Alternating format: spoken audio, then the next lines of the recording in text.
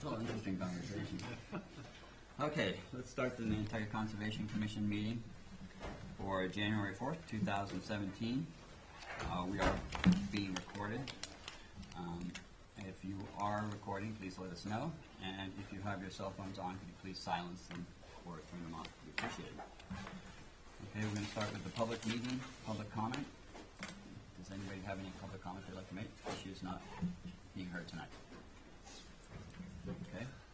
Seeing not, we'll go to the public hearing. Oh, pardon me. If we have something to say about a specific item on the agenda, maybe we wait for that agenda. You wait to the agenda. Okay, cool. No problem. Okay, so notice of intent, we have a couple continuances. We have Edwin Snyder, Local Trust, 2 Brox Court, is being continued till February 1st. And Sunset House LLC, 15 Hallowell Lane, is being continued to January 18th. And into certificates of compliance, Thompson 14 Fargo Way is being continued till February 1st. So we're going to start with Madelone at 14 Western Ave. Maybe not. I might say you might switch to Let's start with another one. Bucas. So, Mr. Chairman, I'm going to recuse myself. Bucas, okay. So we're going to start with Garrett Bucas, III, 67 Squam Road.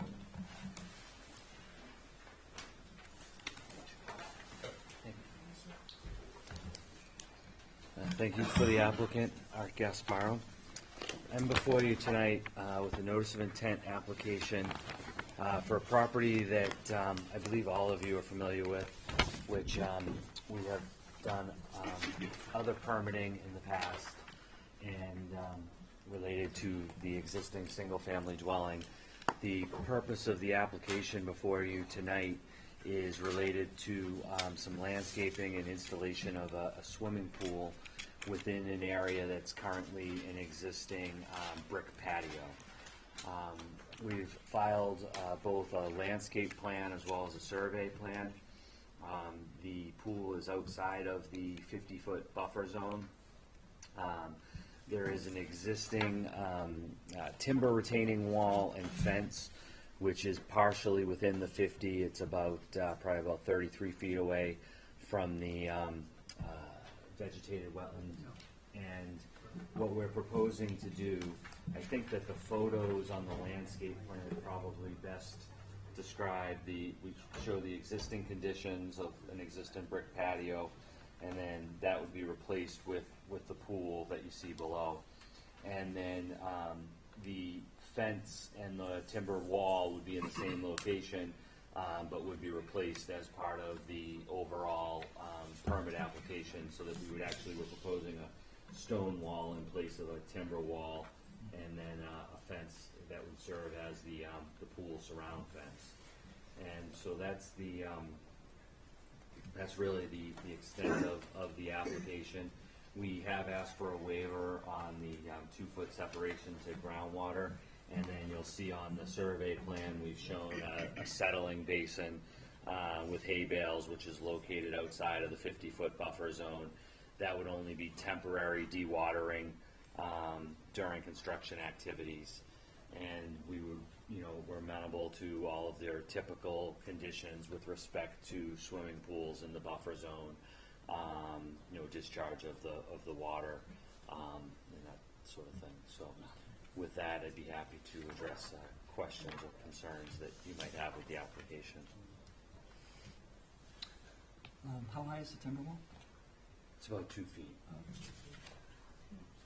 Question, was the shed removal part of a previous It was, yeah, so application? that was just a carryover, so that's, I started with the same plan. It's still there, but it's gonna, it's part of that other order of conditions.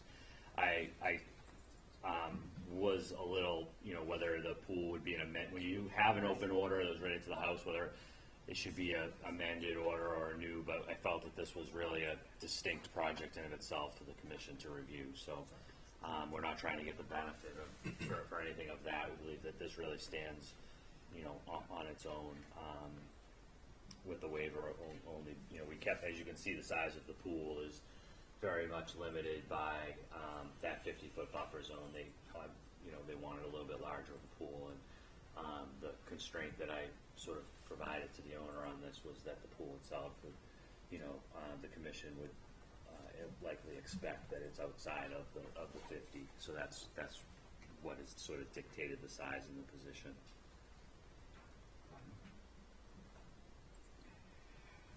Other questions? Questions from the public? Okay. Are you ready to close? Are we waiting on anything on this? No, we received a file number, and it's within the disturbed area, not natural heritage. The equipment to excavate for the pool, I apologize if you said this, That's is just okay. gonna go around the Cut, front. yeah, it's all lawn, so we don't have to cut any brush, and, it's all, would be through existing disturbed, residential And- used area. Outside of the 25? The access? Yeah. A small portion might just cross the 25 on that line. I've shown a silt fence that, comes in well outside of the 25 where we could up in this area. There's, it's just quite narrow right there, so you might be at like 20 feet. But it won't be right on the boundary. And we've shown the limit of work, and we put that silt fence in before we started.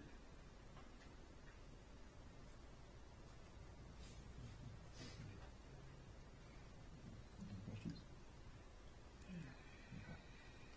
Yes, we would like to Okay. close, please. Someone like to make that motion? Motion to close? Second. All in favor? Thank you. I'm sorry you just closed. I just didn't realize I neglected one portion of the application, which I'll just mention it and then you can decide, which is invasive species management for Phragmites on site. Oh, okay. It slipped my mind. Well, it's part of the, It's part of the application, Yep. and it's subject to all your typical Right. conditions, but I did want to mention that.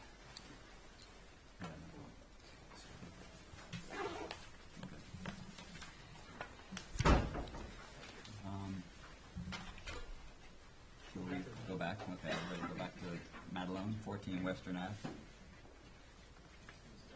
Yeah, what's that?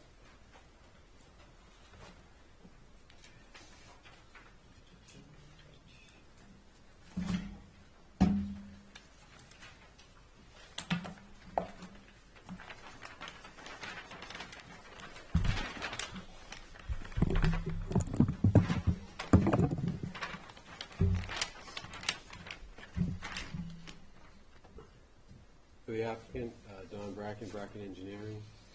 I'm just passing out a schematic that we did this morning that just might help everyone visualize the relationship between the slope and the proposed foundation for this project.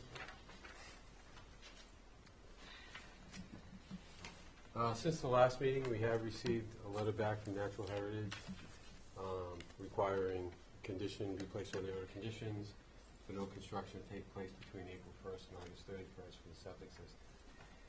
That was one item we were waiting for. The other issue was the stability of the coastal bank. If you recall, we're asking for waivers to install a full foundation underneath the existing house, and also asking to add a stairwell connected to that foundation behind the garage. We had hired HML Associates, a geotechnical consulting firm, that took a look at the plans and soil conditions and profile. And basically, their summary is that the construction of the full basement will not affect the stability of the face of the coastal bank because the construction of the basement will have no change of the stresses that the slope will be subjected to by the house. And there's some other information to go with that, but that was the summary. And I think you can see from the exhibit plan I just handed out the relationship between the slope and where the bottom of the footing is going to be, and it's pretty much even with the bottom of the slope. I think there's about a 38-foot separation. That cross section was taken at the closest point on the southwest corner of the house. The other question that was raised was the vegetation that's on the slope. I do have one photograph we can pass around if you want, but the vegetation on the slope is a combination of beach grass, pitch pine and cedar trees. Where we are showing the access is right in this area, so there will be some removal of pitch pines and maybe one cedar. But as we said in the notice of intent last week, we plan on revegetating that area once all the work is done. So we'd be happy to take any suggestions with what the commission would like to see as far as replacement goes, whether you want shrubbery or beach grass, or whatever's preferred by the commission. There's a variety of different. Sorry, Oh, I was going to say, I wonder if there's a Japanese black pine. they could maybe toast a little. Which we don't love anyway. Okay, so that would make it easier.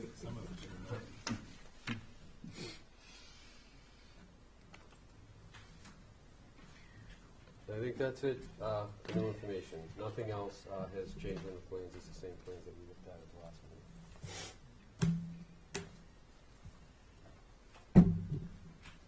Just out of curiosity, when you did that slope stability analysis, so had the bottom of the footing been above the top of, above the toe of the slope, does that potentially exert enough force laterally? Probably not. I misspoke at the last meeting saying that it would be required as part of the building permit application, but after we drew the cross-section and looked at it, it's not even close to being required. And this, I brought a copy of the section of the building code. It has to be a pretty substantial slope in order for that. Under the building code, not to say that any slope, whether it meets those conditions or not, doesn't require a study to make sure it's stable. And in this case, it was probably a good idea, and it's not. When they looked at the bank stability, I just can't tell if it was taken into account that you're digging in the septic absorption system in front of the bank. No, this report had nothing to do with the septic system, but I can't see how the installation of the septic system would have any impact on the bank. The bottom of the septic system itself is only going to be 3 feet below grade. So. And we did do a perk test with the Board of Health, and I installed a monitoring well. I went back out there again to check it today, and there was no water in the monitoring well 10 feet deep below grade. So we know we don't have any concerns with groundwater as far as the septic system or the slope of foundation is concerned.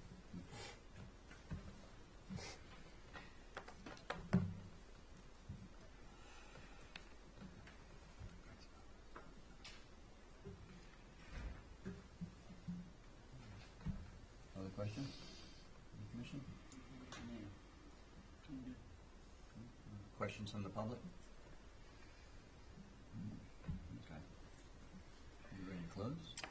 We're ready to close. We don't have any further information. Okay.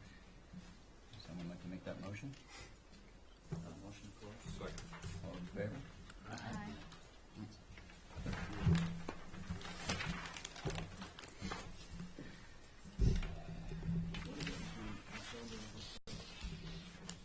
I think it's August 1st. I'm sorry. It's April. April 1st to August 31st. Shorebird. Okay, we're going into the public meeting, request for determination. We're starting with Carpenter at 17 Columbus Avenue. Jeff Blackwell for the applicant. This is a project where the owner is going to add an addition onto the house, which will include a deck. The deck will extend about 6 feet into the 100-foot buffer zone. And the other major element of the project is clearing of brush. There will be no clearing of brush any closer than the 50-foot setback to the wetland, and there will be installation of lawn and irrigation, and then some shrubs. The landscape plan had not been developed as of today when I inquired, but it is not to be an intensive landscaping operation. Basically, they have children, they want to open up the area around the house for more use of the property outside. That's about the long and the short of it. Pretty straightforward. Yeah, what's the existing brush out there? It's just, native brush, scrub. I don't have the species list. There was a wetland delineation several years ago that was approved, and that's in your packet there, but, there's no. Bayberry, Winterberry. Yeah, it's just,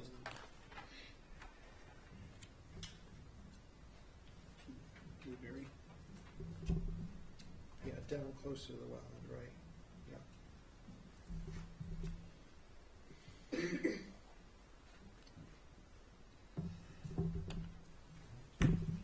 Questions?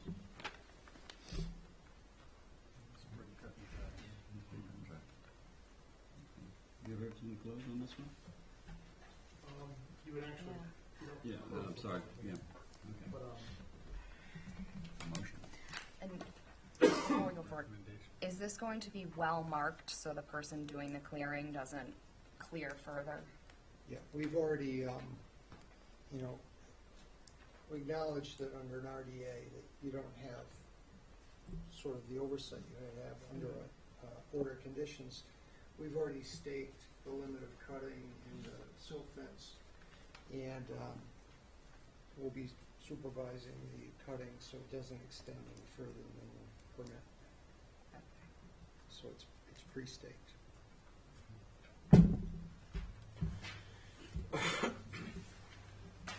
Someone like to make a motion? Jeff? so if you want, the I'm sorry. motion you'd probably be looking for the requested resource area delineation too, so we have a positive 2A to confirm those since those were verified by our consultant, and then a negative 3 for work. So moved. Second? Second. All those in favor? Aye. Any opposed? Passes Thank you. unanimously.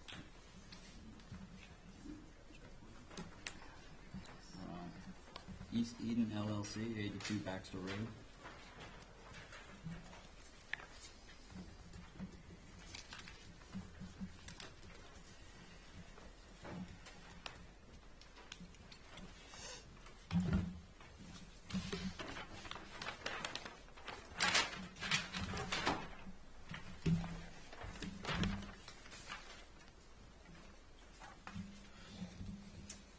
For the applicant, Eric Gasparo, I'm before you tonight with a request for determination of applicability for some landscaping and stormwater drainage within the 100-foot buffer zone to bordering vegetated wetland.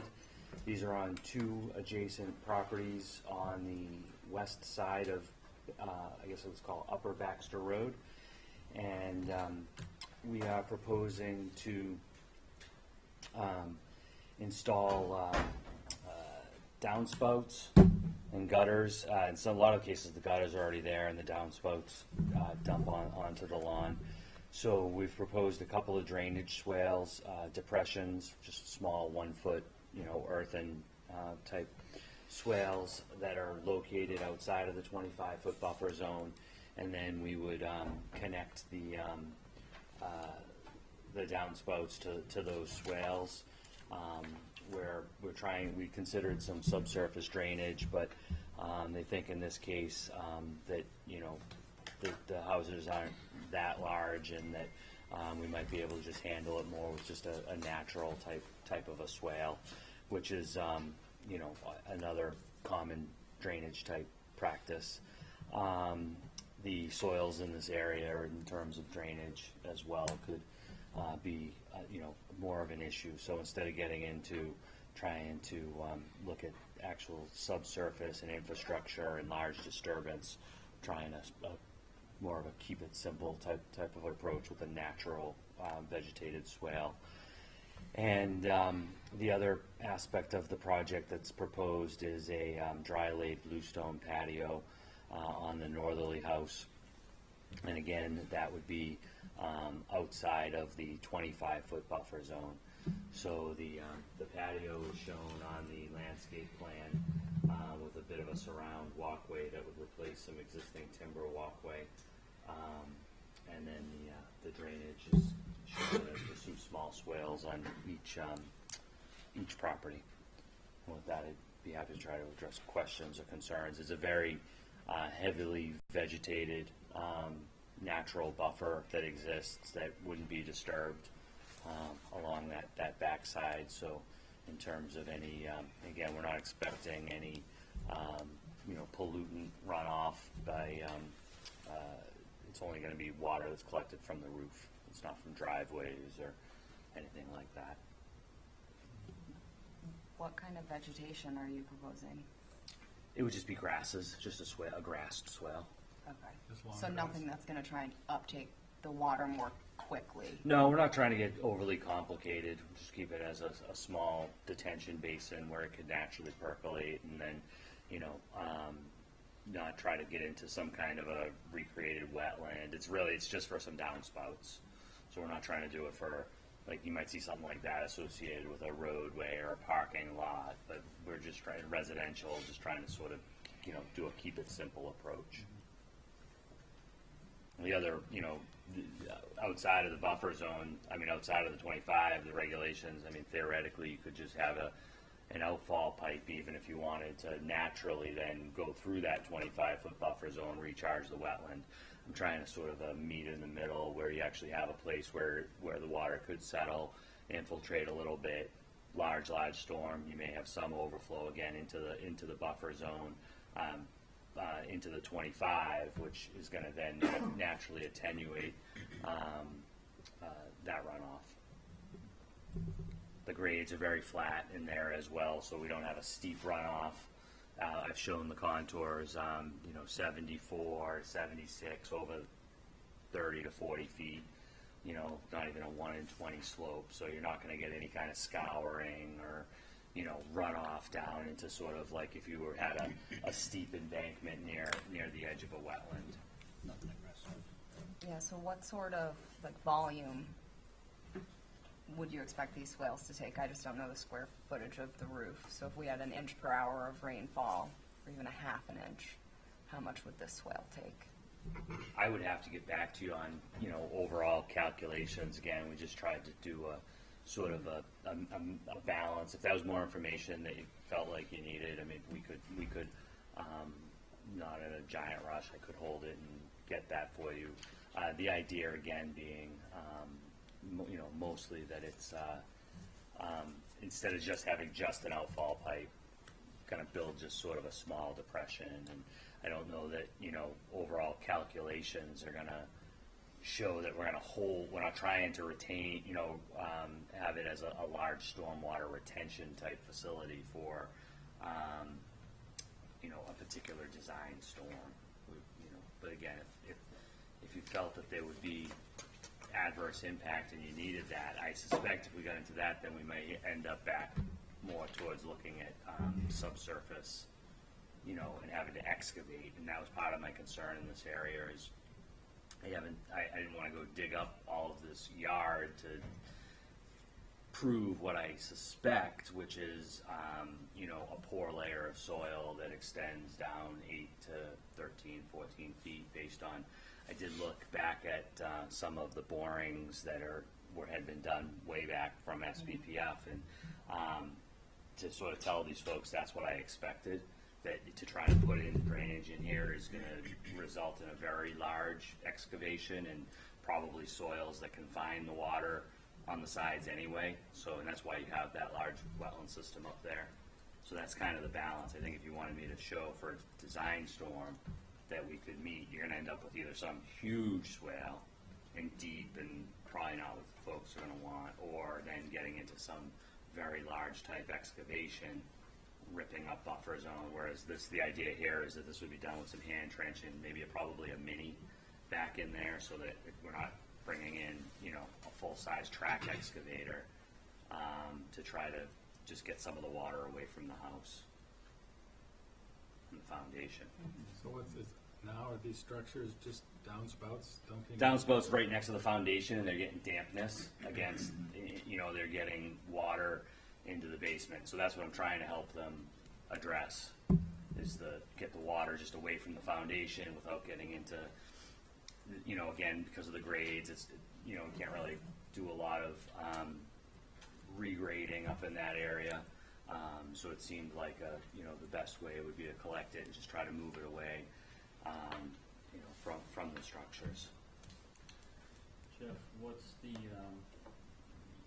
say this was, another project and you're running downspouts out to as far from your house as you wanted to, within our purview, how far can you run to 25? That's typically what we've permitted before. Up to Up to the 25. 25. So, in Art's explanation, I don't see a whole lot of difference. It's just creating a sort of a retention basin. Very small. The idea would be that it's so that it doesn't just come out of a pipe and then shoot into the 25. Does it come laterally into it? Yeah, I would probably have it come into the end. You see how it's a long? Yeah. Yeah, we would just, it was just a very small, probably put like a green, be a probably 3-inch ADS pipe with like a green grate so that it kind of blends, and just barely grate around it. I don't see the need for big riprap or any kind of head walls. It's nothing major like that. It's just residential downspouts really. It seems like an improvement, maybe a small improvement, but I mean, it's closer to the wetland, but then if it does, retain at least some of the moisture.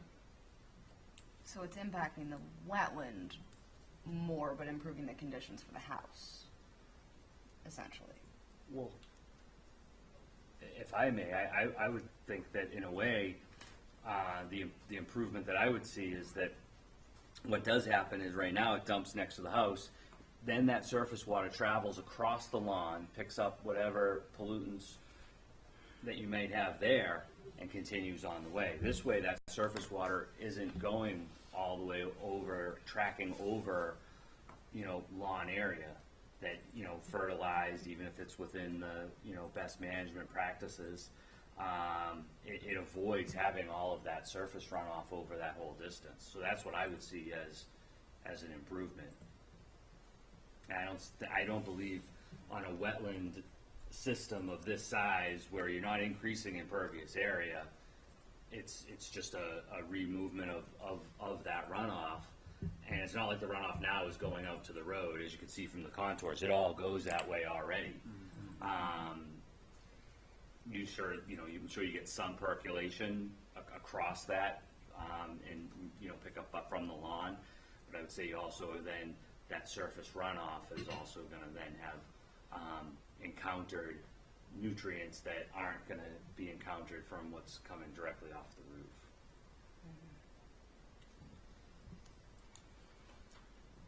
Do you have a size for this bluestone patio? Yeah, it's dimensioned on the landscape plan.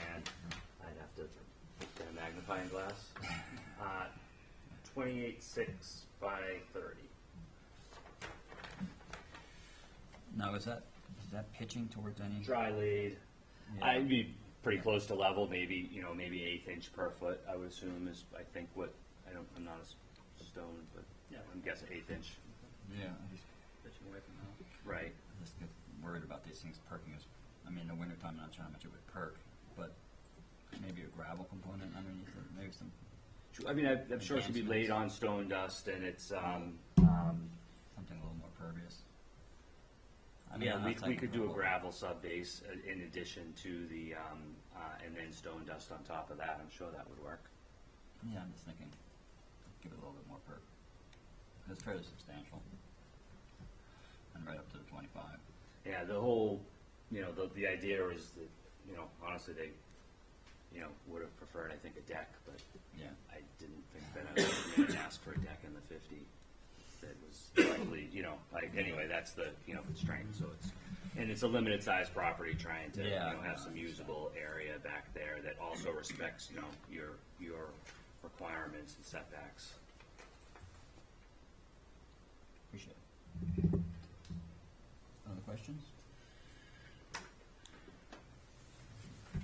Yes, please. And it's just something that came up today, and I apologize for getting in touch with you. On the northerly lot, Yep. that lawn area that crosses over to 25, Yep. was something that was never permitted to go across that 25. Okay. With setback line, is there a possibility of that just letting it naturally regrow Sure. back to the 25? It just showed up somewhere in the mid-2000s. Okay, yeah, I didn't investigate, and you can see, I mean, I'm gonna stake that anyway, because I'm gonna stake it for the silt fence. Yeah, so maybe just that second. On the northerly lot, on the other lot, it's impossible, That's because all you have to right. go Yep. behind the deck. No, just somewhere in between. So basically, the silt fence line shown on the plan would become the limit of maintenance. Yes. And that'd be something if you guys authorize this as a -3 condition, would be the area on that lot be allowed to naturally revegetate. So negative lot. What's that? Uh, No, it'd be the 82A, the proposed one. Yes. Sometimes these encroachments show up, or it's the ever famous, landscaper had it on the foot for a year, and no one saw it. And then back in front, and someone was kind enough to bring it to our attention, and we did do it. Okay, It was waiting for weeks. so is that your recommendation for this? Yeah, my recommendation would be for positive 2, because the boundary was looked at before, and then the -3 with the condition that that 25 should be allowed to naturally revegetate on the 82A. Someone like to make that motion? Well, I'm just wondering if, I know these little drainage basins are small, but given the questions we have about them, it would be interesting to know how effective they are. But I don't know, that's kind of hard to expect Art to stand out there in the downpour and watch. I do go check these things out. I don't know how to really put a monitoring type Yeah, I know. requirement on it. I mean, certainly, once they're built, we could just submit some post-construction photographs. That'd be helpful. Oh, do we have public, anyone have any comments? No? No. Okay, so, Move to issue. Second. do a second? All those in favor? Any opposed? Okay, passes unanimously. Thank you.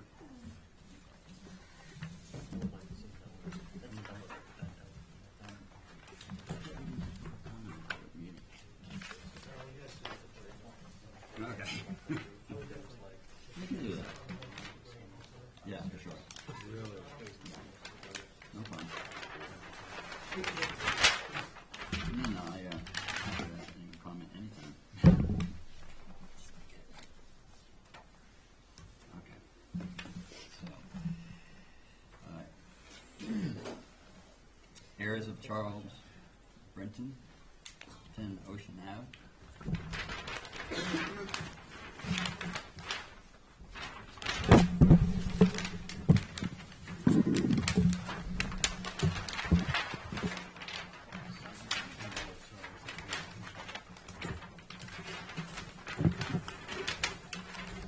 Thank you. For the applicant, Paul Santos with Nantucket Surveyors, and on behalf of the heirs of Charles Britton, attorney Paul Jensen with Cohen and Cohen.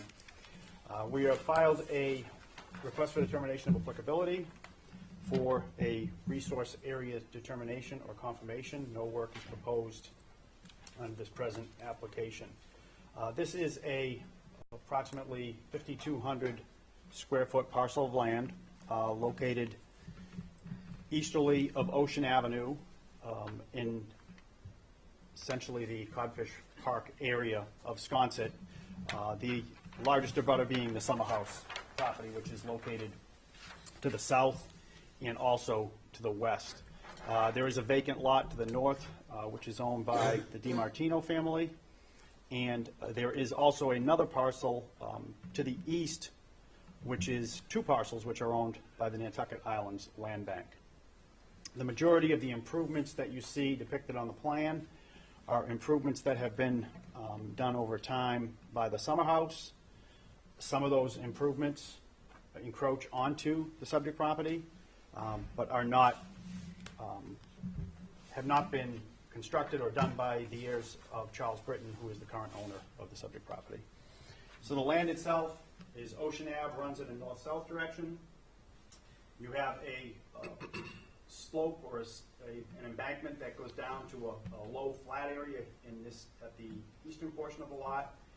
You then come in contact with your first coastal resource, which is a coastal dune, which is located partially on land bank property and partially on another piece in which the town depicts as being owned by the heirs of Charles Britton, but at this point we do not have confirmation that that is in fact the case. That piece goes all the way to the Atlantic Ocean.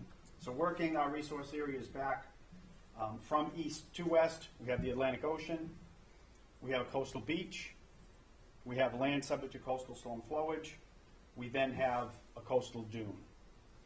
Now, the property that we're looking at is completely upland of all of those resource areas. And in fact, you'll notice where the coastal dune is located. We then show the 25-foot no disturb, 50-foot no build, and the 100-foot buffer zone line. That coastal dune line was flagged by Brian Madden of LEC Consultants. And in fact, there is a report in your file with regard to his findings. And basically, his findings set forth what I've just presented, which is the resource areas that we in fact have.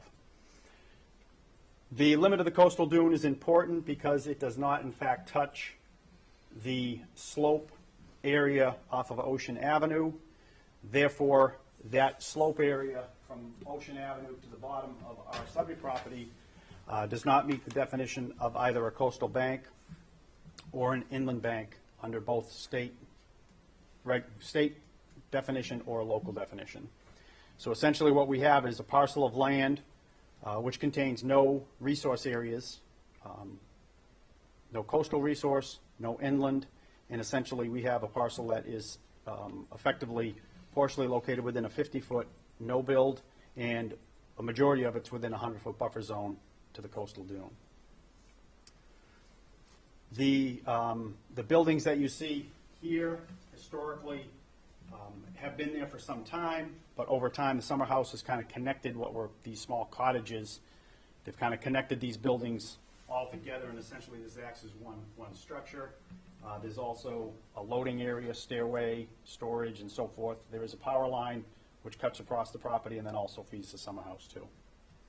So what we're asking the commission to do is confirm our determination of the coastal dune and the fact that the area that we have is in fact, there is no inland or coastal resources on the subject property. Be happy to answer any questions that you may have. Jeff, did you or Bruce check this out? Yeah, we did. It's delineated correctly. Just the regulations. I will, it kind of just, if I could, Ernie, two instances come to mind. There's a similar situation to this. We have situations like this now up in the Lincoln Avenue or Steps Beach area. And in fact, I think there was an RDA probably within the last 6 months that you approved, in which a piece of land on Lincoln Avenue failed to meet the definition of a coastal bank because the flood zone didn't hit it or no coastal resource hit it. It's a similar situation to that. Similar situation too to when the land bank recently permitted the playground down in Codfish Park, and where all the buffer zones were from the lower side, Codfish Park Road, the resource area, but that upper area, again, did not meet the definition of a coastal bank on the high side, on the upper side of Codfish Park. So those are two fairly recent ones that it's a similar situation. I think the Jefferson Avenue one is more applicable to this because it's the same exact situation. And the issue being that if this coastal dune was touching this area here, or if the flood zone was touching this area here, this by definition would be a coastal bank. It fails to meet that standard. Just to read it really quickly, because it comes up a bit now. As the first sentence for our definition of coastal bank is the seaward face or side of any elevated landform other than coastal dune which lies at the landward edge of a coastal beach, coastal dune, land subject to tidal action or coastal storm flowage or other coastal wetland. So it needs to intersect with those. And that's where you see the ones, that's why the flood zone on a lot of these is with the start of the bottom of the bank that triggers it, that reaches the furthest. In this case, the flood zone or the coastal dune or the coastal beach doesn't intersect. So essentially what you get is a hill. It's just a hill. And it's not intersecting an inland wetland. There's no vegetated wetland or pond or lake or stream that causes that bank as well. So this is kind of that in between. It's just weird that geographically speaking, if you follow it around the whole coast of the island, is it geographically connects with things that do become coastal wetlands. And this stretch doesn't meet that definition right now.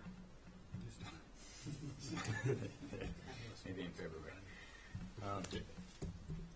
Now, are you denoting the dune by, you doing core samples? Yes. So you're getting like glacial deposits in here and not Correct, dune correct. So if you look at Brian's report, Yeah. he has sections that were done, or plots that were done, east of flag 2 and 3, west of 2 and 3, west of plot 2. So what they're doing is looking for that wind-blown sand, Yeah. deposits where it is, and then where they consider an upland regime and a dune regime, which is basically 12 inches of wind-blown sand or more in a coastal dune area. This area is not really, it's basically a flat area. You don't have a mounded dune in this area, but you do have, that dune does come up Right. into this area. It's fairly well vegetated. And then the flood zone, I think it's a velocity zone in this area, which is down around elevation 9. The dune line approximates around elevation 12 and a half of where that dune is. So that dune line there is about 3 feet above the closest flood zone.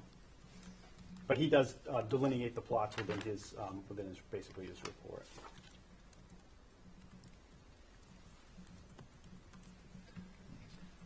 Other questions? Let's do questions from the public. Mr. Chairman, Cormac Collin, Nantucket Land Council. No opposition to all the presentation in terms of, the delineation, more clarification question on the regs. It's got to be touching on site.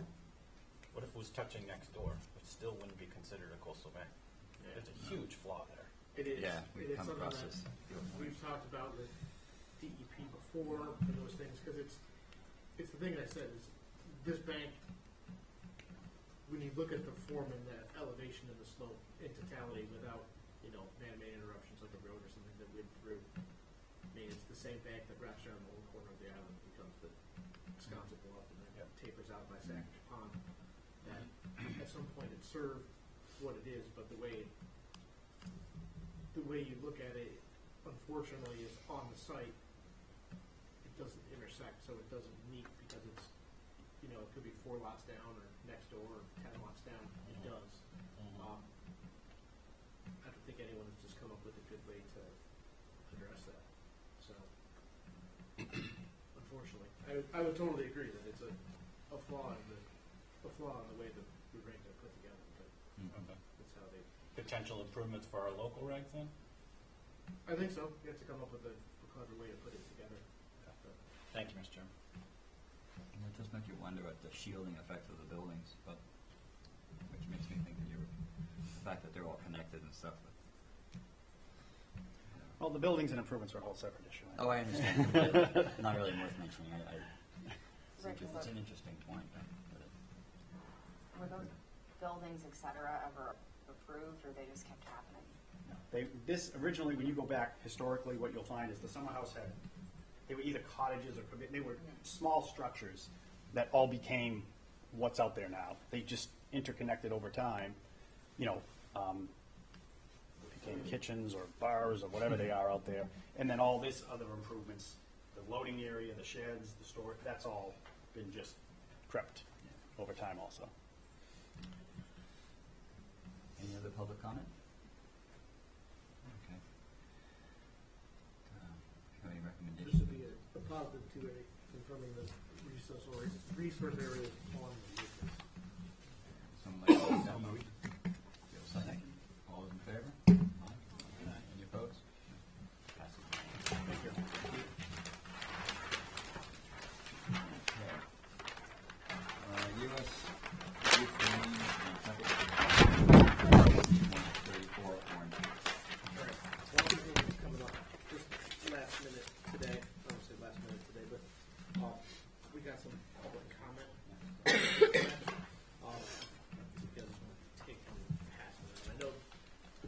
that I have that are here, so you may just ask for a summary or some comments.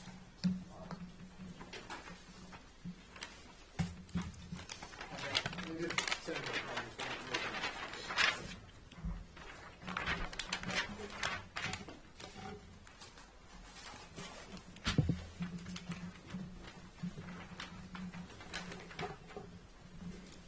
Just a two, Jeff.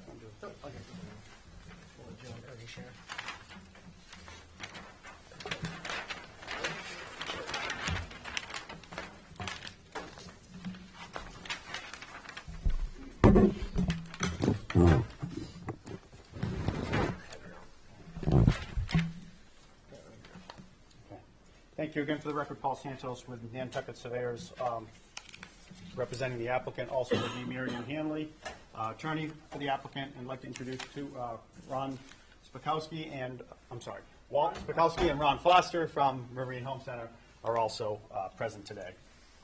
This is a request for determination of applicability for essentially the rebuild and alteration of the existing structure on the Marine Home Center property that was recently lost to the fire. It was an area that occupied some storage, and it was also the laundromat for NIR retail. So the building we're talking about is this rectangular structure here. It's about 95 feet by 150 feet, is what was the building that was lost. Currently, if you go out there today, the slab for that building is still in place, but the building has been completely demoed and the site has been cleaned. The resource areas we're talking about are essentially, we abut the creeks along the northerly portion of the property. That's this area along here is what's known as the creeks. We have a wetland line, which is the edge of the salt marsh, and we also, by definition, have a policy coastal bank, as we have an intersection with land subject to coastal storm flowage that occurs along the backside of the property. The area that you see in green is essentially what is either wetland or open space.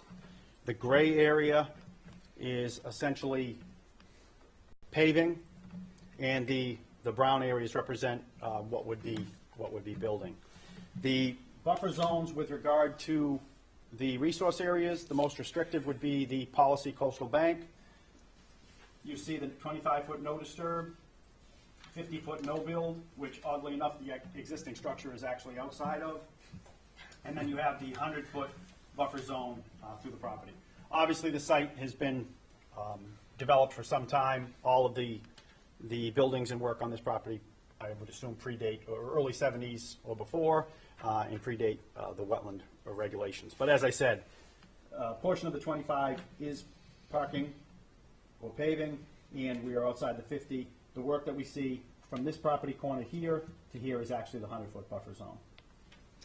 The proposal for the reconstruction of the building is actually to demo this existing rectangular structure, which is in this area here. It's about a 4,100 square foot structure, which will be demoed. For those of you who have seen in the back area, it's basically a storage area, both interior and exterior. On the back side of Marine Home Center, it's actually just runs parallel to Harbor Terrace, which is a private road which accesses Orange Street along Harbor Terrace to some residential properties to the north. The intention is to demo that existing structure, reconstruct a brand new building by adding on a bump out to the front here along this section with loading along the southerly portion of that building. So at the end of the day, there's a small increase in ground coverage, but with regard to impervious area, what's impervious there now will be impervious afterwards. There's no change in the impervious area, whether it be building or parking on the particular site. The building itself is designed as a drive-through retail facility, if you will. Property has already gained MCD approval through the planning board. Essentially what you have is an entryway, an access through Harbor Terrace, entry into the building here with parking. Vehicles would come in here, pick stock from any particular point on a racked storage area, move through, come around, and then move through, pay as they move out, and then move out the building. So it's basically a drive-through essentially retail facility, where they'll have the ability to get some of that stock that's being stored outside will be completely contained inside the building. And essentially, you'll have traffic flow through the building. There's about 20 spaces that would be marked in that building. It wouldn't be like you'd be stuck in a line. You could come in, pull off, and traffic would flow around. The application before you essentially is an RDA because the area that's within your jurisdiction, the 100-foot buffer zone, is essentially rebuilding the existing structure in the area that was already existing structure. The proposal for the demo of the rectangular building and the add-on to the structure actually fall outside of the 100-foot buffer zone. So I've filed an RDA requesting that, number one, you confirm that the wetland delineation is correct. Again, wetlands were delineated by LEC in this particular case. And also that the work as shown here would not be subject to a notice of intent.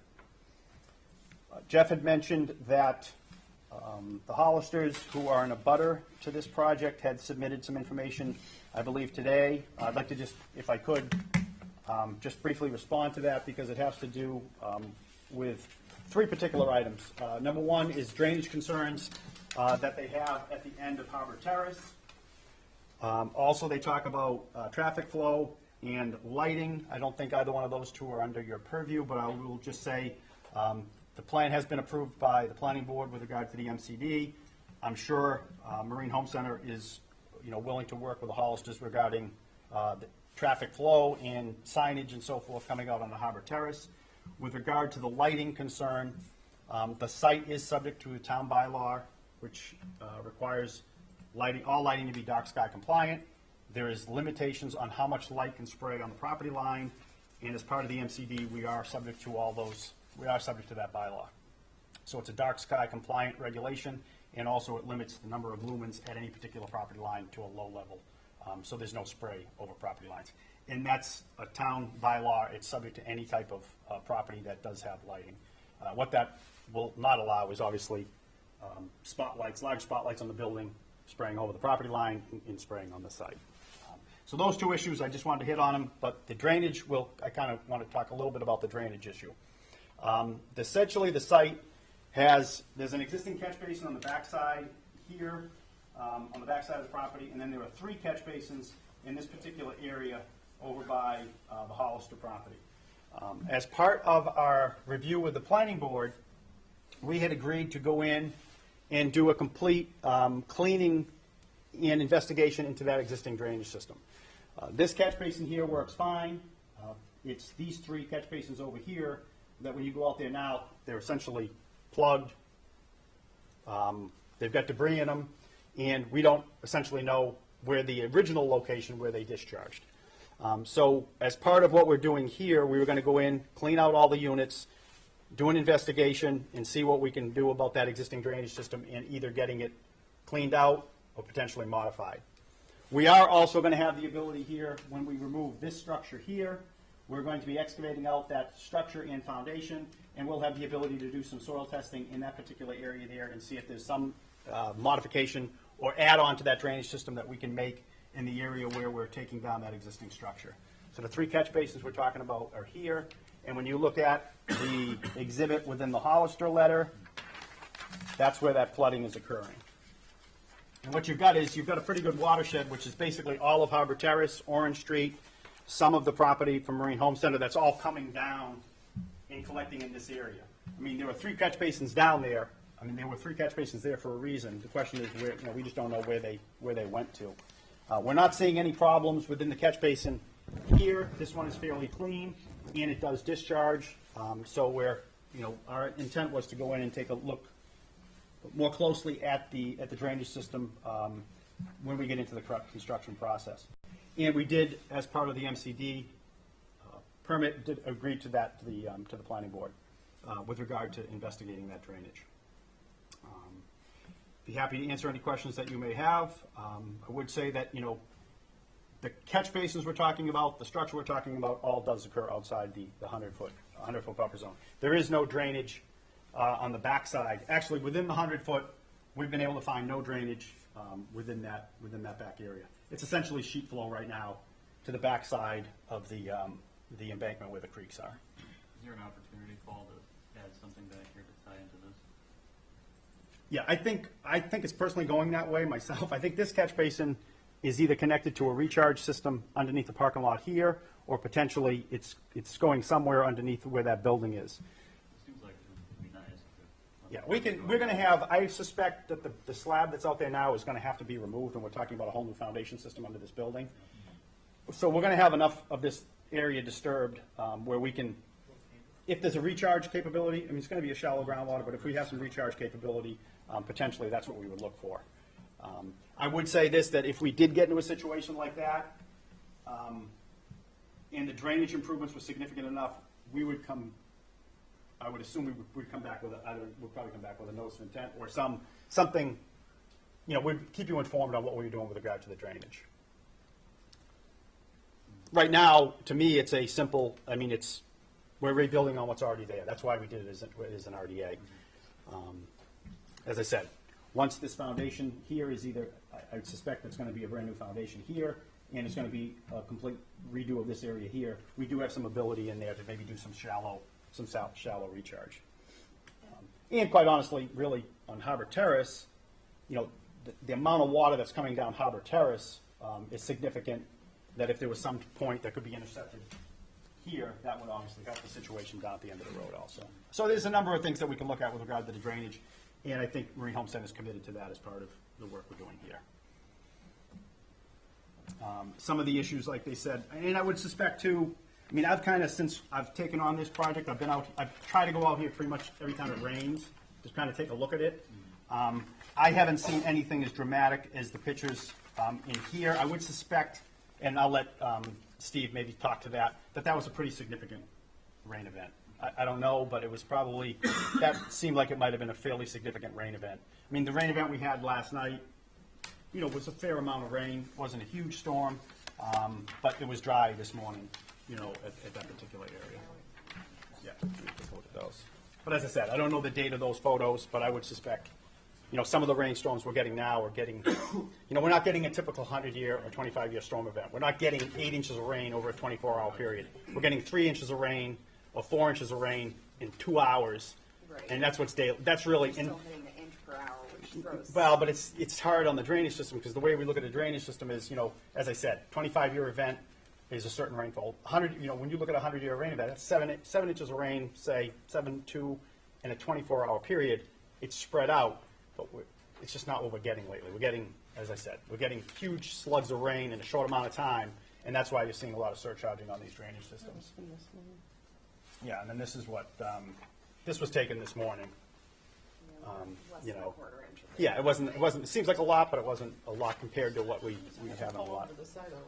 So, When it was coming down, it was pouring, but the actual rain total Yeah. was very yeah. small. So, Have you done and as I said, I don't have enough time to know exactly. The Hollisters have been living there for some time. They know. They're dealing with it. But I think the solution here is more so. Neither one of those 3 catch basins are working the way I don't think they were designed to work. Have you done any soil testing under here for contaminants? Yeah. There's been, before the insurance company would allow the demolition of that building, there were borings done on that building, and the demo was overseen too with regard to the building itself. So before that building could be demoed, the insurance company needed to be here. They were here actually when it was demoed, and there were test borings that were done on the site, more so for structurally moving forward, but there were borings done on the site. So the drainage off this roof and all this area and this impervious area is all It's essentially Tapped sheet into flow right these. now. It's either Right. into these catch basins, this catch basin, and quite honestly, it's probably some of it's sheet flow right off the back. Right off the back Right. side. Do we have a plan to infiltrate? How far down is the groundwater? Groundwater's shallow out there. Yeah. It's a shallow groundwater. So. Is there any pervious pavement on site? No. No. Everything is standard blacktop. Maybe Right. Yeah. Yep. I will say just kind of anecdotally from my end, when the building building burned down, I had to go out with the health department and then a member of DEP to assess whether or not there had been any water or contaminants or pollutants that flowed off-site. And he had a really hard time finding areas where water got off that northern end of the site into the resource area. It all kind of went towards Orange Street for most of it. It's kind of interesting. I mean, we looked all the way out from the building to the creeks and kind of a back and forth transections to see if we could find spots.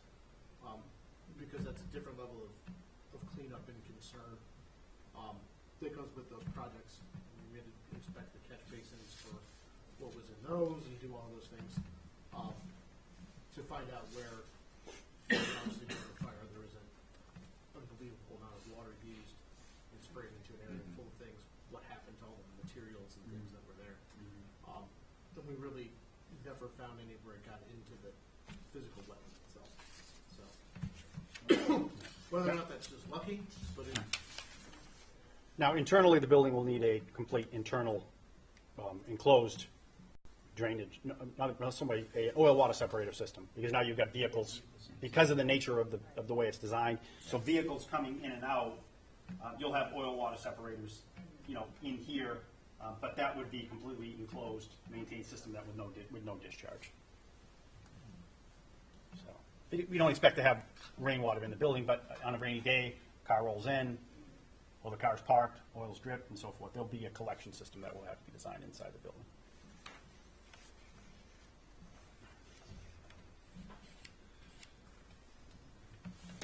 Mr. Chairman, can I ask one more question? Please. I may have just missed it. Did you say on the new building that was proposed, is the roof runoff just sheet, or is there a gutter system that's going to collect it? I haven't seen full designs of the building yet, but I suspect we'll probably have some type of gutter system, which potentially will probably go shallow type of recharge into That'll all be that area. Outside the 100? Yeah. For where it goes in? Yes. We do have this section right in here that is in the 100. So I would have to see essentially what the roof line looks like, where they're pitching, how they're drying, and how they're doing it there. This RDA, if it's approved, wouldn't cover any infiltration system. In the 100. Correct. Correct. Well, that's what I'm saying. When we get in and analyze the drainage, if we feel that there's something, that the solution is more so in the 100, I wouldn't suspect we're going to be in the 100. That we'll obviously come back with a different scenario. So. Just trying to make sure we're not missing. Yeah. Where's Orange Street discharge? Part of it comes down Harbor Terrace, quite honestly. Yeah. Taking a heavy rain, That's part of the plan. some of it goes here, some of it goes this way, and it goes all over. But I do think you pick up a little bit. You probably do get, just based on standing at the end of Harbor Terrace and looking at the grade. So. Just stays there. Okay. Other questions? Okay. Questions, comments from the public? Please state your name. Okay, thanks. I'm Steve Hollister. I live at 4 Harbor Terrace. I'm here with my mother, Diane. Our family owns the two properties to the north, 4 Harbor Terrace and 14 East Creek. And so we submitted a letter. We have a short list of concerns. I should start with saying that generally we're supportive of the project. Rainbow Center is a good neighbor to us. Walt and Ron have been really receptive to any concerns we've had over the years, and even have expressed willingness to work with us on all 3 of our concerns that we've outlined so far. So we really do appreciate that. I know that lighting and traffic aren't really part of the purview of this commission. Drainage is the thing we'd like to talk about. We submitted a graphic that shows kind of the outer limit of what I've observed in terms of standing water. To Paul's point, it's really only in significant rain events. It does take a while to drain down. It does infiltrate 14 East Creek a little bit. I don't know how far it goes to the west of that graphic, whether or not it reaches the 100-foot or not. I'm not familiar with kind of the back corner of their property there. It's behind the fence, and I can't see it from my property, only kind of as I drive into our driveway. Just so that you guys all have your bearings, I would say that Harbor Terrace is actually, you wouldn't think it's a road. main Marine Home Center building's on your left. As you're driving into the lumberyard, and the checkout shack is on your right, where Carvel sits. That is Harbor Terrace. So nobody knows it's a road except that it's on a map. And Paul's right, most of, or a majority of the property kind of drains back to this low point, unfortunately. And so our request of the Conservation Commission is that we would like the drainage solution to be a part of your purview. I think that to Paul's comment, they don't know where the water discharges. We'd like to make sure that it all stays on property and that there's no puddling. Walt and Ron have both said that they're going to have traffic egress coming out of that part of the building, so it's in their interest not to have a puddle because traffic has to get by. They don't want to inconvenience their customers. And so we just want to make sure that it all stays on property and that basically it meets with your satisfaction as a commission. And otherwise, if you guys have any questions about my observations of the flooding, how frequent it is, or anything like that, I'm happy to reply. How long does a puddle like this stick around for, Steve? Depends on the size of the puddle. I mean, if it's a big rain event the day before, there can still be water the next day. But, you know, I can't say that I've stood out there with a timer. Yeah, right. And the bigger events last longer, that kind of thing. Yeah. When the fire department was putting out the fire, that was a pretty big one, and that one lasted for a while. Yeah.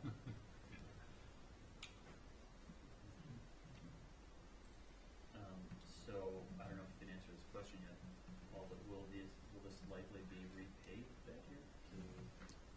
There will be some repaving, only because, as I said, my gut feeling is that's going to be a whole new foundation system. So there's going to be some matching or paving coming up. And then the area where the existing building is getting taken down, the rectangular building, yes, that will be repaved.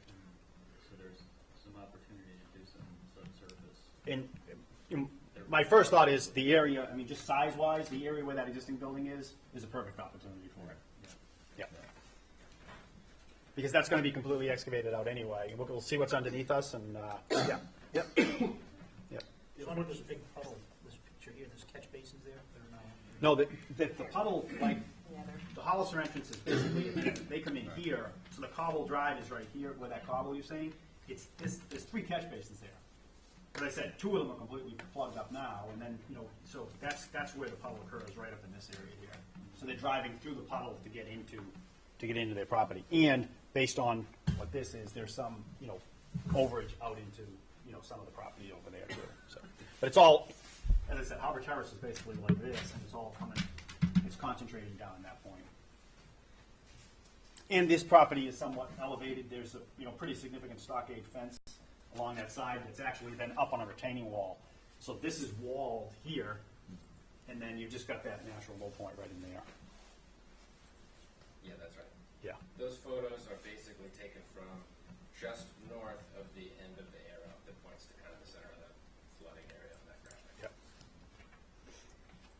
So, am I correct in thinking if we approve the RDA, they'd have to come back for a drainage component approval? Is that what you were Maybe. saying? Okay. Yeah. So this is kind of the trick with this one, is a lot of the area that's in question, like where the 3 catch basins are, isn't within our physical jurisdiction. So if they're doing work for the drainage system on like the north side of the reconstructed building, if, you know, they end up putting a catch basin there or something happens, that would be something that would require a separate permit. It would be separate from this RDA. You can amend the RDA or modify it or do those fun things you can do with the notice.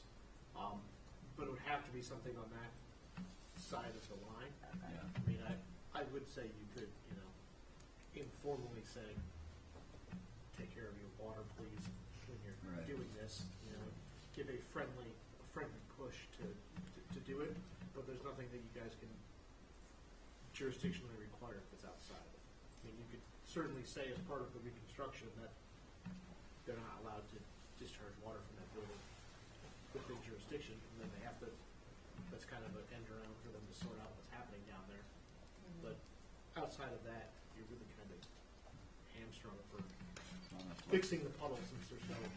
Well, the planning board also has a little bit of oversight on that Yeah, we drainage committed, issue too. yeah. I mean, they're not gonna sign off on the project unless they're satisfied that the drainage is sufficient and works. And we're gonna know that as we start to demolish and there'll be more silt and sediment, those drains need to be cleaned out Yeah. first and foremost. This is not in the flood zone. No, the flood zone No. is to the north. Yeah. My gut feeling is these and these are somehow connected. Yeah. Where they discharge them, I don't know Yeah. yet, but I think this and this doesn't appear to be just a leaching catch basin. Well, This- that this is- pipe. You know what I mean? I think there's To the big- some type of system out there, whether it's buried or what it is, but something's blocking these from getting into whatever that is right there. That is another option too. I mean, you could ask that if the drainage system that exists, if it discharges within your jurisdiction, that they report that, and then if they make any modifications to how they're changing that. And if it requires a filing, it's really easy. If not, Sure. just say, we're taking away the discharges that are within your jurisdiction. Then you at least kept in the loop of what's going on. And the planning board can Yeah. do what the planning board does and manage it effectively. But you'll at least know that discharges have been taken away in that jurisdiction. That doesn't necessarily require a filing. That just be it. Yeah. We found out where it went, and it goes over here. We don't want it in your jurisdiction, so we're moving it over here.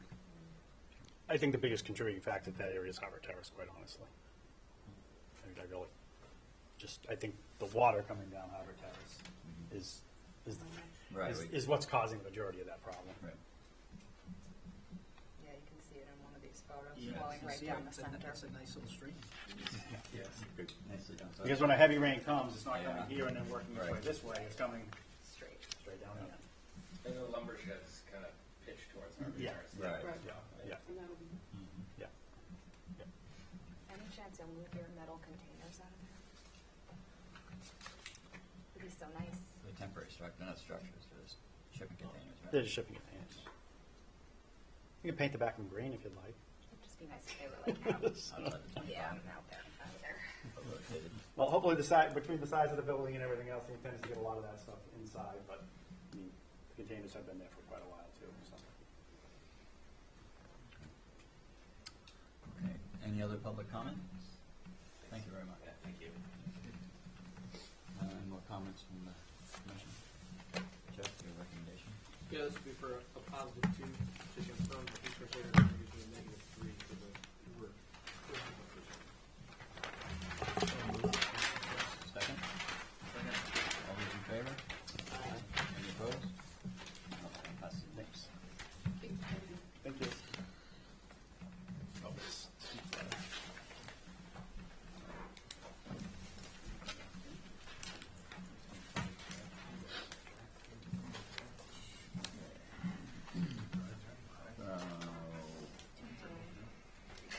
Where's the condition? I didn't see. We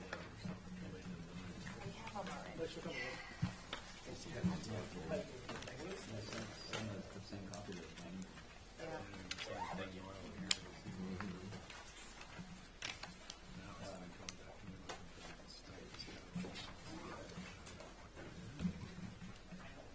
So I dropped off draft orders for everyone. So I got to start early today.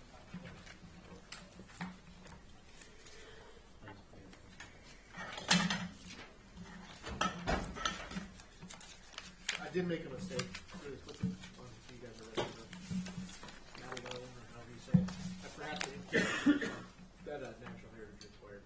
So I'll add that at the end for the birth restriction. So there's no break between April 1st and August 31st. and one second, if I can make sure. I put them. I have an extra one if you lost yours.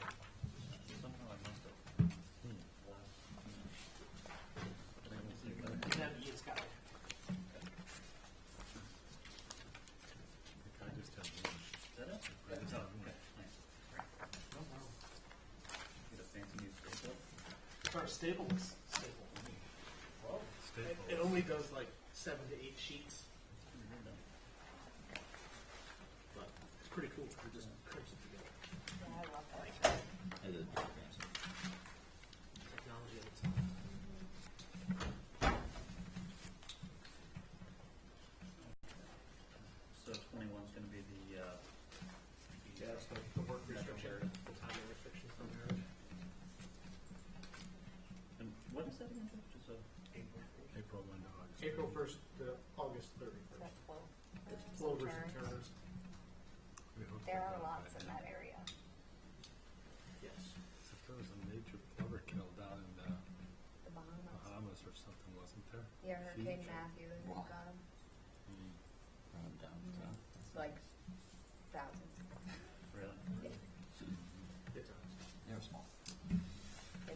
back here next summer. Massachusetts had a pretty healthy population. Minus one. Some, Did we want to do something, was there some question of what was going to be replanted, whether it was cedars or grass or Sure, I mean, pines? you could, Did anyone like say anything about that? you could put a condition in 22, something that says all pines and cedars removed shall be replaced with cedars and remaining area with beach grass. That's a even swap. Because it would be nice to get rid of the flat pine. Yeah. Yeah. So I'll have a 22. I'd like to see it flood with, beach grass policy. Yep, so I'll put all trees removed shall be replaced with red cedar, and the remaining areas shall be revegetated with American beach grass plants. I guess it'd be fancy if it's Easter eggs, but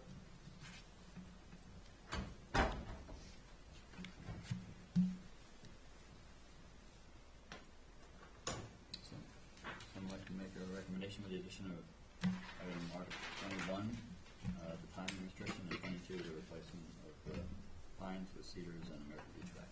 So moved. Second. All those in favor? Aye. Any opposed? Ashley? Okay. That is approved with Commissioner Harrison opposed.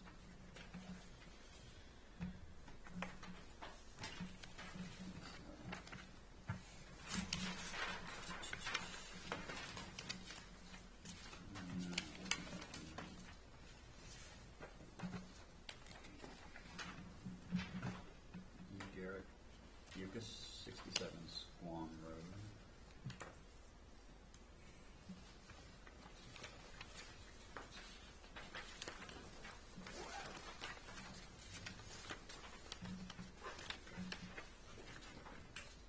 sorry. Pools and invasive species have ramped up the number of conditions that they get in the state. So. Put some of them in, they kind of mirror some of the ones we've been doing lately for discharges and things on sites that are tight.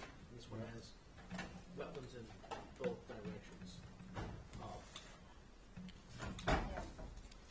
This one, I remember being concerned with the original project on this property, so I don't know that I can go for the pool. and it says under the overview, the removal of the shed, and I thought Art said that was on a, That was on a previous. Sorry, I may have just missed it when I read it, so. We can remove that from the overview. Because that was part of the compensation for the work we allowed them to do in the last case. Or the mitigation.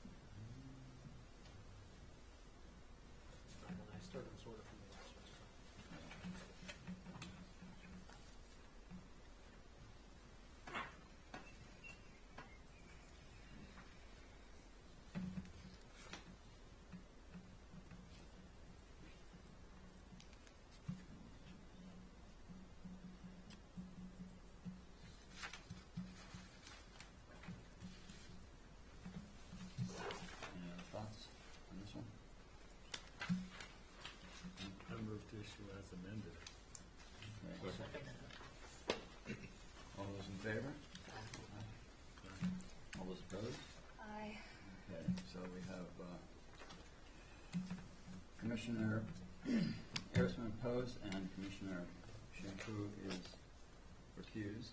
So that's 4-1, so that passes unanimously. Not unanimously, no, that passes with Commissioner Arisman opposed.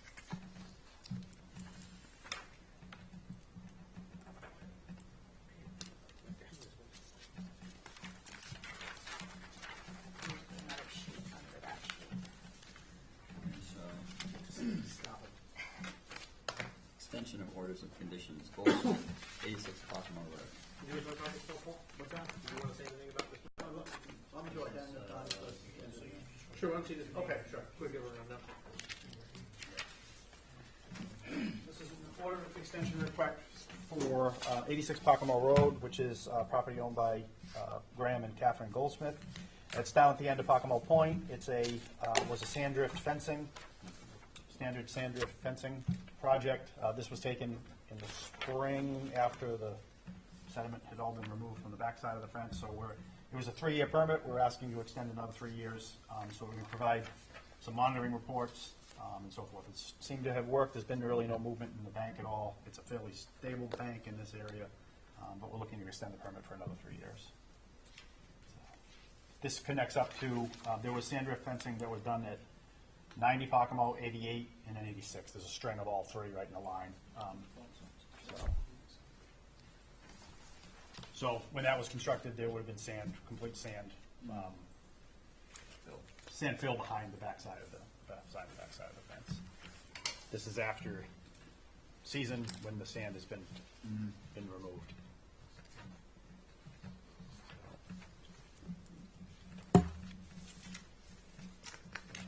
So we're asking for a 3-year extension. The permit expires, I believe, the end of January, maybe beginning of February. Someone want to make that motion for do it second? Okay, all those in favor? Aye. Any opposed? Passes unanimously. Line reports. Nantucket Island Land Bank, 2123. You don't have to take any action on these, but again, we've been trying to put them on the agenda for people to see. Yeah, very interesting. The land bank turned in a whole smattering of them here to kind of keep up with all of their projects. Some of them are pretty interesting. Yep. Not as interesting. There are Fred Mighty's pictures where they're detailing how they do that. And that's exactly how Seth Wilkinson does it. And how I plan on doing it. Pretty neat. Pretty well.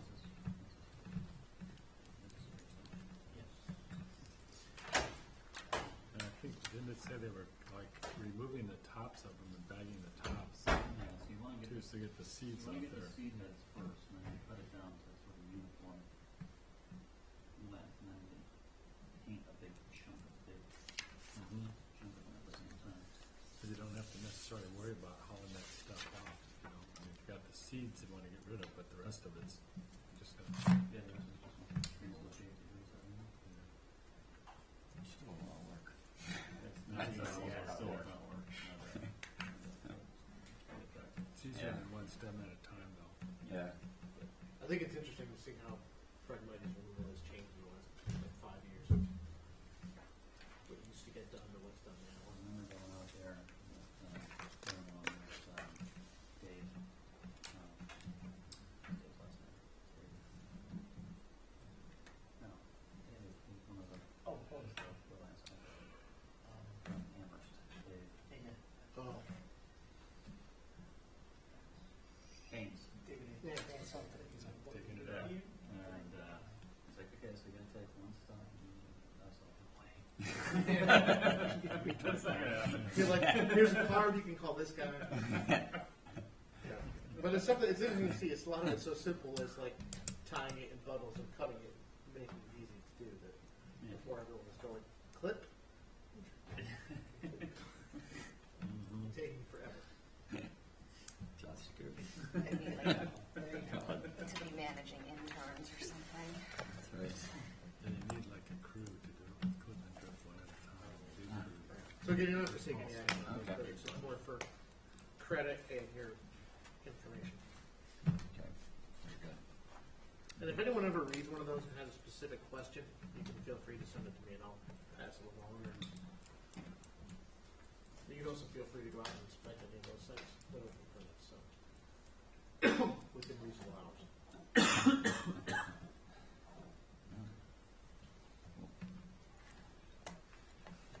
Okay, other business, approval of minutes.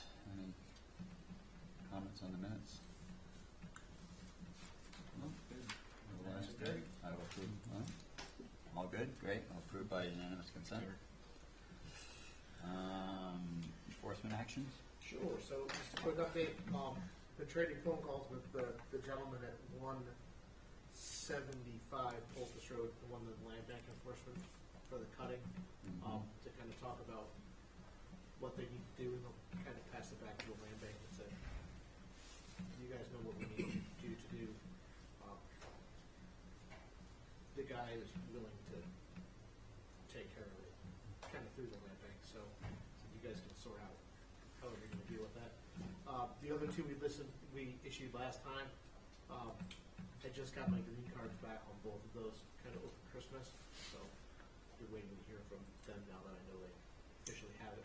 Where is that one down at the Both end? Basin and, The one on the end of Shakamo Yeah. Road. Yep. I've traded phone calls with the conservation fund that a couple times because I think it's on their property.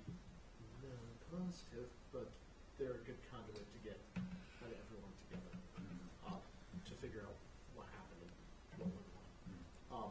The other one that's kind of interesting that I just got the green card back on was the non-enforcement that we issued last time, but the request to Winthrop to provide their maintenance logs for the drainage basins down in the A&D parking lot. So they received that. They received that on the 30th. So I imagine that I'll probably hear from them sooner than later. If I don't hear from them kind of by the end of the week, I'll probably give a call to see if they have any questions about what we're looking for. So, well, it's we simply ask for what they're supposed to be keeping for their permit. So, in theory, it should be very easy to compile. I'm sure it did. And when that was, what was it? That was a permit that was They're Chapter 91 license. right for when what was built though. That one was issued in 2008 or 2009, and it just covered the licensing of the parking lot. The parking lot, okay. The other one that deals with the boat basin itself, we haven't been delegated authority within that one. But I think this will at least serve for us to contact the Waterways Division of the DEP to say, we asked for these and whether they were sufficient or insufficient to say, they weren't able to provide this to us. We would highly request that you guys do the same for the other requirements of their other permits to make sure that they're in compliance. So we'll at least get that information and get something to start engaging them to do it, or to even say, if you guys want to modify their license to put us as the enforcing authority for some of those monitoring things, we'd be happy to do that. So I honestly don't know what our course of action is if they're not compliant with that condition, other than to order them into compliance. But that's something I've asked because I've never seen them delegate authority out before. So it's kind of a surprise. But everyone has their enforcements now. We've had problems before with people not picking them up.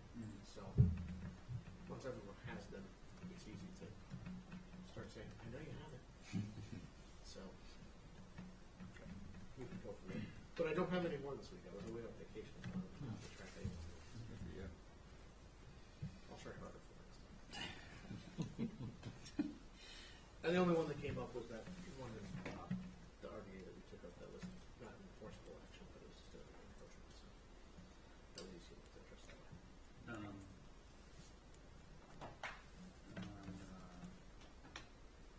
Another subject. Rex Court. Is that ever gonna? All right. Are we ever gonna get some closure on this? Yes, we are. So what happened this time is they had scheduled a meeting between the abutters and the applicants and their attorney, and then Christmas struck and they weren't able to get they ended up having to reschedule their meeting. And then the meeting that they rescheduled to, the abutter's attorney is going to be in Chicago for that day, so they have rescheduled yet again. But they're hoping that once that's there, they'll finalize the active notice for what actions they're going to take to deal with the surface water that at least satisfies the neighbors, and then to bring that back, so we're not, by their words, so they're not arguing about it in front of the commission. They would rather argue it out, come up with the solution that's acceptable to them, and then bring that here for your review and approval or modification of it. So. And then they're also gonna delineate the wetland in the yard again? Wasn't that part of the whole thing, that we wanted a new We have wetland asked for that, application? so Yeah. I haven't seen any of the revised plans, so I will remind them that we are looking for that as well. And it'd be good to have you and Jeff check that, or Bruce check that out. It's going to be, I That don't would know, be fine, huh? that's one of those sites that you could send out 30 people to delineate that wetland and get 32 different delineations. So someone may change their mind after they know it. We'll see.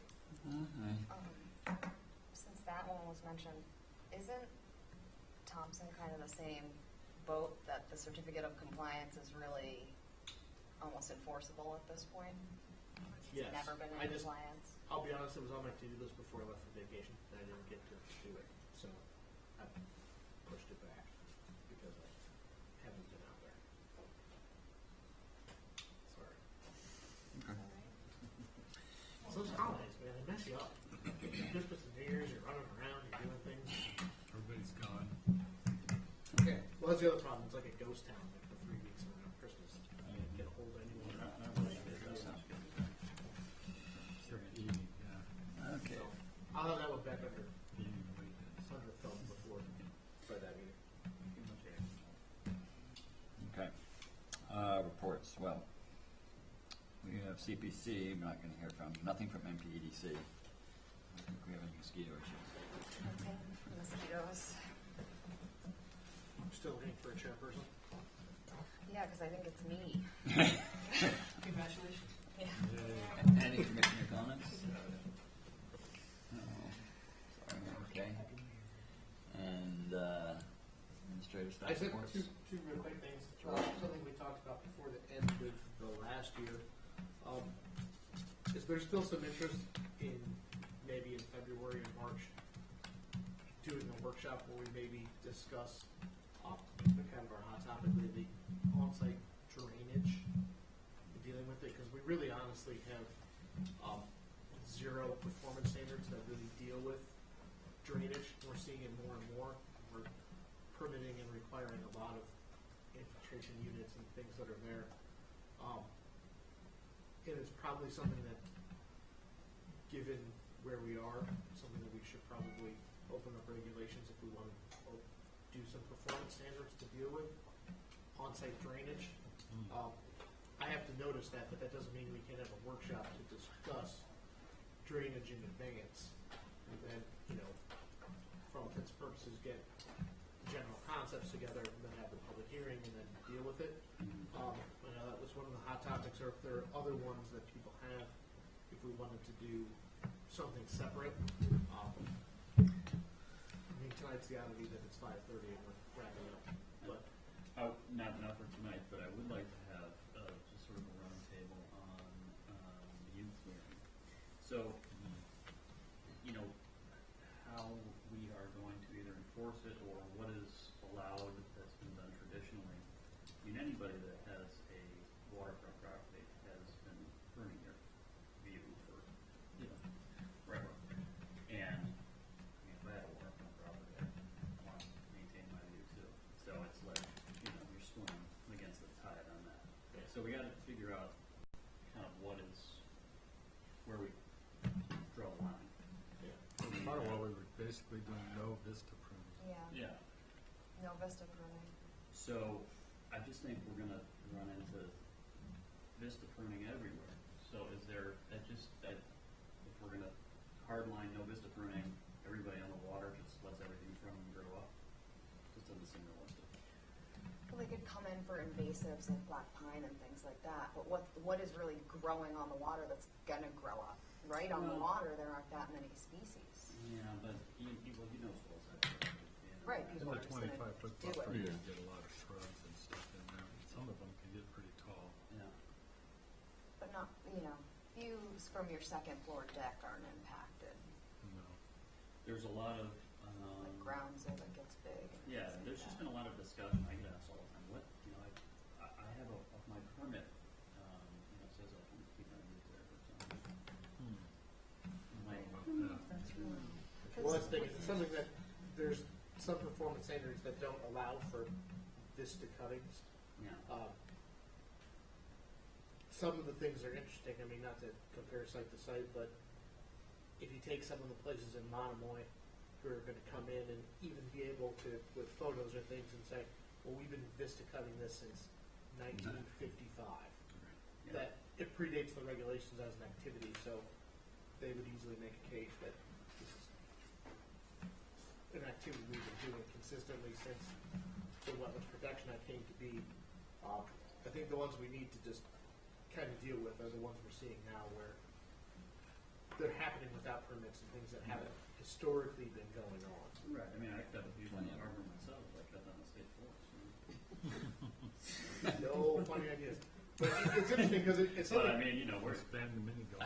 it's something that Those I, mini gulch, right? So. it's something I've been looking into a lot for how other places enforce it and do things. I've seen places where, I want to say it was Taunton, their commission has a penalty that they charge a fine per tree over a certain size, and then they charge a fee per square foot in addition to.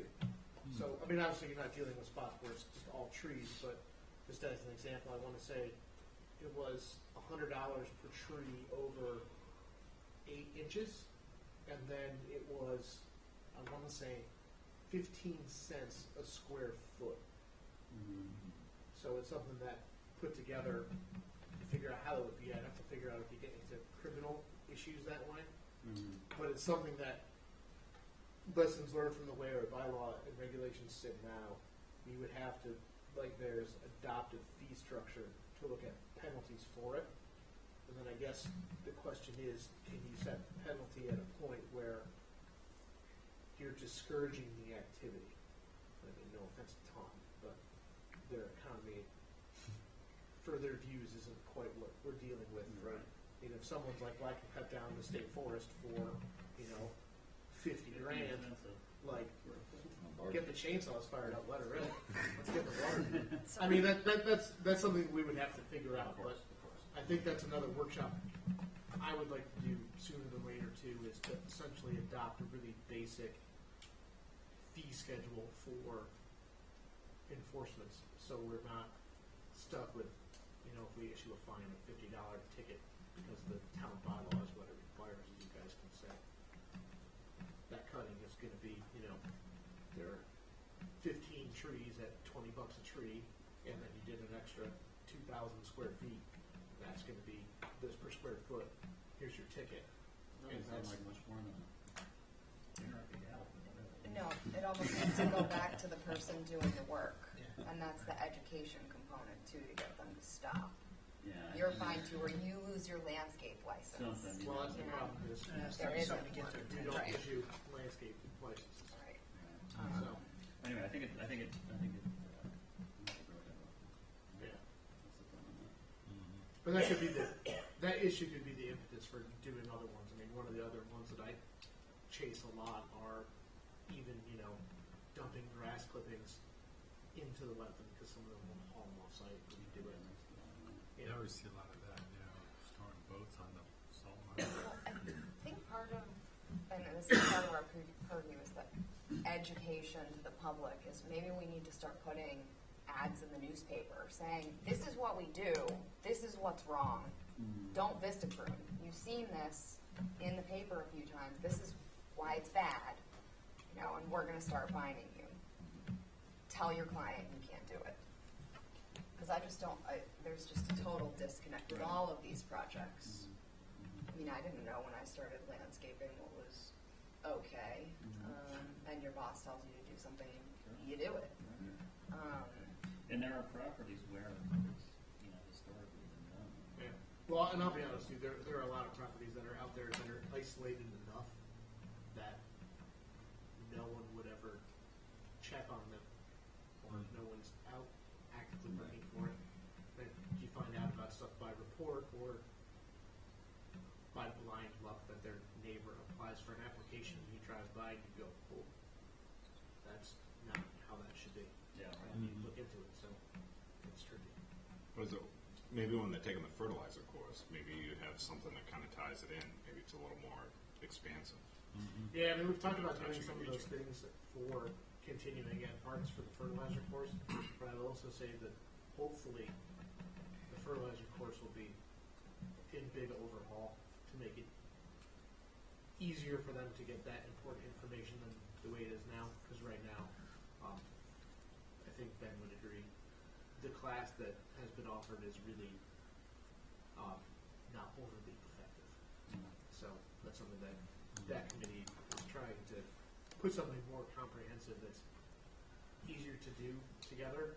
But the nice thing about the fertilizer licensing that it's really put together is for the first time we kind of have an ability to reach out to a good percentage of the landscapers, because their numbers grow very quickly and there are a lot of them, and there are companies that have 3 or 4 companies that have sprouted off of them for side work, and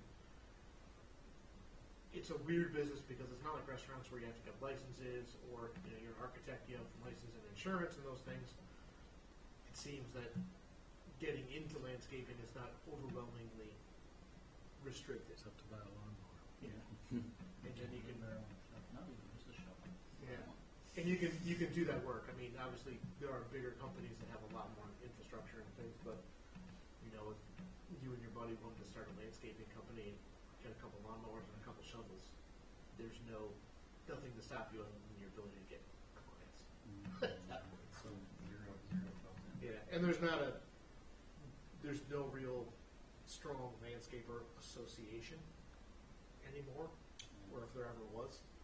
I mean, the only thing that's really in place is the pesticide license, which covers Yeah, and there are so many. herbicide application. Yeah, and there's so many guys that don't Yeah, have it. people get around it, because they just People buy just- whatever at Valero's and spray it Yeah. anyway. So, it's not enforced here, we don't have a local enforcement agency. Well, it's not even in the state pesticide, I think there are 4 people for the Commonwealth that Yeah. do all of the enforcement. So your odds of getting caught are. Yeah, Very, Terry, very small. Terry, Yep. if she came out here real fresh, she'd have to feel that. Oh, yeah. Well, she can make a career of being out here. Yeah, I'm sure it's one minute. Anyway. But, so if those are 2, maybe I'll throw a couple dates out, one for either late this month, then one in February, or we'll just pick an off meeting week to do it. I just have to post it. Let's see. But does 4 o'clock typically work pretty well for everyone? Yeah, We did good for me. from 1. And I think if we did one of those, we could just say we're going to do it from 4 to 6, and that's the only thing that's on the agenda, and then you guys can stop it. This would be for a workshop, and then we've also talked about one for regs, correct? So I think if we address a couple of the things in the workshop, you could certainly talk about what you would want to see in regulations, and even kind of build the framework for it without discussing the regulations specifically. This is maybe what we should be looking at, and then we could put together some language in advance, because I think from the last time we did the regs, trying to do it section by section and make it up as we go is very inefficient. I think if I have an idea of what you guys are looking for, and then do some research for if other communities have done something similar, to get a draft to start with that, to circulate to you guys, to bring forward for discussion. They cut a lot of that time out, and we just post the public hearing for regulatory changes, and then you can discuss them, and then once you adopt them, you have to set an effective date and notice that in the paper as well. That's all clerical work that's easy to take care of. But I think there are 2 or 3 areas that we need to at least try to tackle. So we can have more enforcements to deal with those, and then drainage has been kind of a hot topic. And then also, I know we've been talking a lot about invasive species in the Did SPPF want to come in and discuss their latest report? Yes. So we had an issue with a peer reviewer, and DEP just got their copy, and CZM just got their copy. So we'll set that date for February at some point, now that those two organizations have acknowledged that they received the report. So I noticed they wanted to quit doing a lot of stuff. so I kind of find that with all the monitoring reports that have all this stuff, everyone always wants to stop doing it, but So we'll set another off meeting day to meet specifically about SPPF. correct. Okay. And with that too, just keep in mind, you can request those things as part of monitoring reports, but that would require an actual amending of the permit to do. So feedback from that meeting with those guys is something with DEP. They would have to decide to do it. That's what they thought. It's an allowable course of action. You just can't discontinue a condition as part of a monitoring report because that's altering an existing agreement, so. That's it for me. I had one other thing. I just kind of noticed an email sent that you had given Malcolm McNabb my email address, and he sent the genetic mouse project. Yeah, talk. I know that. Kind of Jurassic Park. Well, So, did everyone else get that email? Oh, we can he forward asked it for to you. yours. I have it. I can forward What it is to you. it? You can send Yeah, you forwarded it to me. It's there is a discussion on January 18th of the genetic mice project Really? for limes. Yeah, I Yeah, remember that and, first talk, yeah. The talk, and in fact, in this, it has the the PDF for the project, so I'll send it out to you. It's the fun of being chair. You get all that. Yeah, that's why they're doing it on an island first, right? Oh well. Yeah, that's one. That's- They want to do it on a different island. Right. Or like Maybe the a band musketeer or something, it's a little smaller. Yeah, exactly. It's large. The GMO mosquitoes didn't do so well, so I don't have like high faith in GMO mice stopping anything. I mean, aren't mice pretty territorial? Like, if you release a bunch of mice in a territorial one, the local ones pretty much. Yeah, they don't interbreed as much as anticipated. Yeah. Yeah, who you? All be friends. Move to adjourn. Ah, yes, make a move to. Do you have a second? Second. All in favor?